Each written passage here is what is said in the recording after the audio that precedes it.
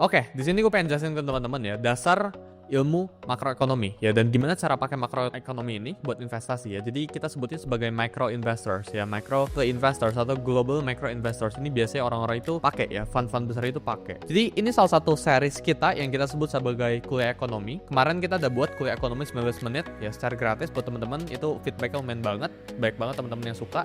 Di sini kita buat ya kuliah ekonomi versi makroekonomi ini ya. Jadi gue pengen sharing ke teman-teman secara singkat kayak gimana. Ini basically kuliah gratis ya, lu nggak perlu bayar manapun gitu ya. Jadi pastiin kan nonton sampai habis, dan inget ya jangan lupa buat catat ya, karena menurut gua ya, lu catat, ambil aja kertas ya, lu tinggal nulis apapun yang gue sebutin atau apapun yang ada dalam PPT ini, lu tinggal tulis ya, atau lu tinggal gambar nanti chartnya. Ini gue bakal langsung pakai marker buat coret-coret di sebelah sini gitu ya. Jadi langsung aja kita mulai ya, kuliah ekonomi makroekonomi. Kenapa belajar makroekonomi ya? Jadi kita perlu tahu dulu alasannya ya. Pertama kayak gini ya, menurut gue ya, semua orang itu ujung-ujungnya bakal masuk ke dalam dunia yang namanya itu finance ya, atau investing ya. Mau kalian pekerja atau kalian apa lu businessman dan sebagainya, ujung-ujungnya kan bakal punya free cash flow ya, atau free uang ya, uang yang nggak di kemana-mana lagi, atau yang dilempar ke bisnis tapi udah nggak bisa ngasilin return yang signifikan lagi ya.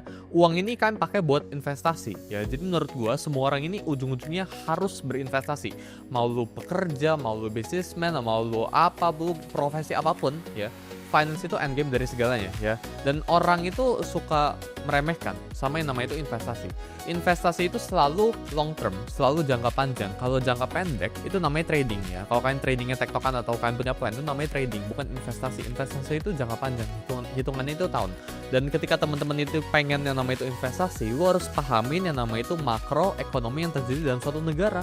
Jadi kayak yang gue bakalan share ke sini ya. Jadi misal ekonomi lagi bagus atau enggak, apakah waktunya sekarang buat jual atau enggak, ini gue bakalan share ke kalian sini semua. Makroekonomi ya, alias global investing ya, global macro investing, itu dipakai sama fund-fund besar ya. Jadi dalam video ini ya, kalian bakal belajar thought process ya, atau cara berpikir ya dari fund-fund besar kayak Bridgewater Associates, ini juga Element Capital Management ya, JP Morgan, yaitu fund yang cukup besar gitu ya. Cara mereka itu berinvestasi ya. Bridgewater itu fund nomor 1 di dunia ini gitu ya.